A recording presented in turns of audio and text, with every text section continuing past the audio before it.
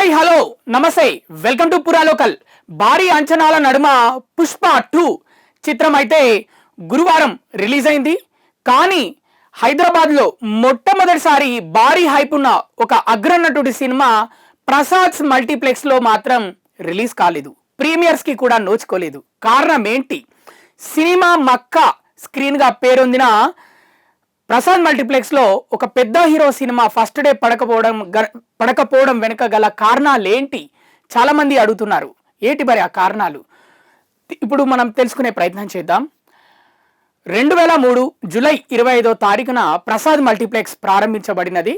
మొత్తం దాంట్లో 6 స్క్రీన్లు ఉంటాయి. ఒకటి ఐమాక్స్ స్క్రీను, 4 మీడియం సైజ్ స్క్రీన్లు, ఒకటి చిన్న స్క్రీన్ ఉంటుందన్నమాట. మొత్తం 6 స్క్రీన్లు.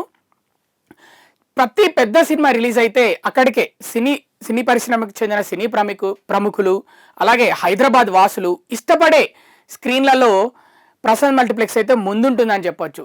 సినిమాకు సంబంధించిన రైటర్సు, డైరెక్టర్సు, రివ్యూలు ఇచ్చేవాళ్ళు, అలాగే ఛానల్స్ వాళ్ళు సినిమా రిలీజ్ అవుతుందంటే ప్రసాద్ మల్టీప్లెక్స్ ముందైతే క్యూ కడతారు. ఫస్ట్ డేనే సినిమా చూసేస్తారు, బయటకు వచ్చి రివ్యూలు చెప్తుంటారు, ఛానల్స్ మొత్తం అక్కడే ఉంటాయి. అలాంటిది ఇంత హైప్ ఉన్న సినిమా పుష్ప 2 ఈ సినిమా దాంట్లో రిలీజ్ కాకపోవడం చాలా మందికి విడ్డూరంగా అనిపిస్తుంది. ముఖ్యంగా ఫ్యాన్స్ అయితే చాలా హర్ట్ అయ్యారు. సినిమా అభిమానులు కూడా, సినిమా ప్రేక్షకులు, సగటు ప్రేక్షకులు కూడా ప్రసాద్ మల్టీప్లెక్స్లో ఈ సినిమా చూడలేకపోయామే, అక్కడున్న సందడి ఈసారి అనుభవించలేకపోయామే అని చాలా నిరాశకు గురైన విషయం అయితే అందరూ తెలియజేస్తున్నారు. అది క్లియర్గా తెలుస్తుంది. కారణం ఏంటంటే డిస్ట్రిబ్యూటర్స్కి మల్టీప్లెక్సెస్కి మధ్య ఉన్న ఒక ఒప్పందమే దీనికి కారణం. ఆ ఒప్పందానికి ప్రసాద్ మల్టీప్లెక్స్ వాళ్ళు ఒప్పుకోలేదు.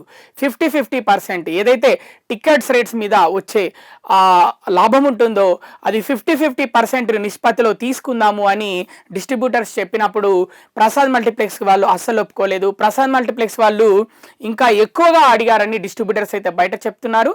సో ప్రసాద్ మల్టీప్లెక్స్ వాళ్ళు ఒప్పుకోకపోయేసరికి డిస్ట్రిబ్యూటర్స్ కూడా దాంట్లో సినిమా వేయలేదు. ప్రసాద్ మల్టీప్లెక్స్ వాళ్ళు మేము అడిగిన రేటే ఇస్తే మీ సినిమాను మా స్క్రీన్లలో ప్రదర్శిస్తామని అయితే చెప్పడం జరిగింది.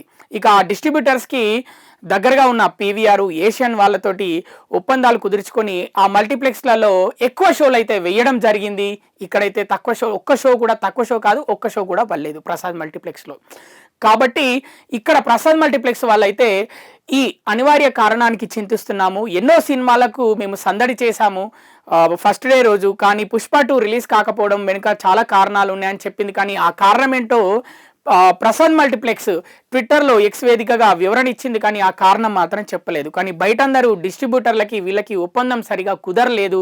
మళ్ళీ ఇంకొకటి ఏంటంటే మెయిన్గా బిగ్ స్క్రీన్ ప్రీమియర్ షోలకి మామూలు సింగిల్ స్క్రీన్కే ఈసారి పుష్ప సినిమాకి 1000-1200 టికెట్స్ పెట్టారు.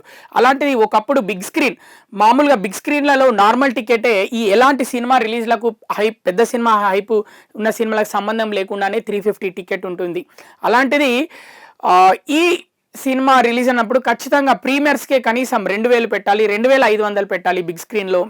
మిగతా 4 మీడియం స్క్రీన్లలో ప్రసాద్ మల్టీప్లెక్స్లో కనీసం 1000 రూపాయలు 1500 అలా పెట్టాలి అనే ఒక ఒప్పందం అలా డిస్ట్రిబ్యూటర్స్ అడిగినప్పుడు అయితే వీళ్ళు ఒప్పుకోలేదు. ఒకవేళ ఒప్పుకున్నప్పటికీ కూడా ఎక్కువ షేర్ కావాలి, ఆ లాభాలలో వచ్చే ఎక్కువ షేరు, టికెట్ రేట్లు పెంచినప్పుడు దాంట్లో వచ్చే ఎక్కువ షేర్ మాకే కావాలని ప్రసాద్ మల్టీప్లెక్స్ వాళ్ళు అడిగారని డిస్ట్రిబ్యూటర్స్ బయట చెప్తున్నట్టు టాక్. సో ఈ విధంగా ప్రసాద్ మల్టీప్లెక్స్లో అయితే పుష్ప రిలీజ్ అవ్వలేదు.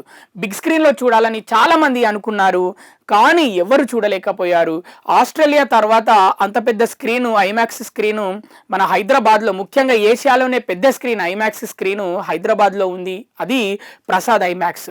అలాంటి దాంట్లో ఇంత హైప్ ఉన్న సినిమా రిలీజ్ కాకపోవడం వెనుక ఈ కారణం దాగుందని చాలామందికి తెలియలేదంటున్నారు అటు డిస్ట్రిబ్యూటర్లు, కొంతమంది సినిమా ప్రేక్షకులు.